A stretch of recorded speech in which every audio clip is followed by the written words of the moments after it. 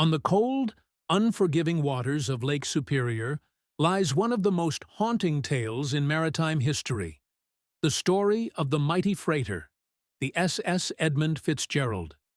Built in 1958, the Edmund Fitzgerald was a marvel of engineering. At 729 feet long, it was the largest freighter on the Great Lakes at the time, earning it the nickname the Pride of the American Side. This steel giant carried iron ore pellets, over 26,000 tons at a time, from the iron ranges of Minnesota to the steel mills of Detroit and beyond. The Fitzgerald wasn't just a workhorse, it was a symbol of Great Lakes pride. Its captain, Ernest McSorley, was one of the most respected mariners on the lakes, with over 40 years of experience. But on November 9, 1975, the Fitzgerald set out on what would be its final voyage. The ship departed Superior, Wisconsin, loaded with taconite pellets, bound for Detroit. But a massive storm was brewing. By the next day, winds howled at nearly 60 miles per hour, and waves reached heights of 25 feet.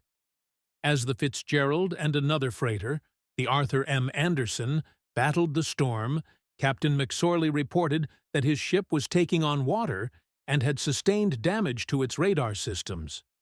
Despite the worsening conditions, the Fitzgerald pressed on. At 7:10 p.m. on November 10th, Captain McSorley radioed the Anderson saying, "We are holding our own." It was the last message anyone would ever hear from the Edmund Fitzgerald. Minutes later, the Fitzgerald vanished from radar, just 17 miles from Whitefish Bay, where safe harbor awaited. The crew of 29 men perished. No bodies were ever recovered. When the Coast Guard and search teams arrived, all they found was debris and the twisted remains of the mighty freighter, lying in two pieces 530 feet beneath the surface of Lake Superior. The cause of the sinking remains a mystery to this day. Some believe rogue waves, known as Three Sisters, struck the ship. Others suggest structural failure, weakened by years of stress, or improperly secured hatch covers that allowed water to flood the cargo holds. The tragedy of the Edmund Fitzgerald left a profound mark on the Great Lakes region. It inspired Gordon Lightfoot's haunting ballad, The Wreck of the Edmund Fitzgerald, immortalizing the ship and its crew. Each November, mariners and families gather at the Great Lakes Shipwreck Museum and Mariners Church of Detroit to honor the 29 lives lost.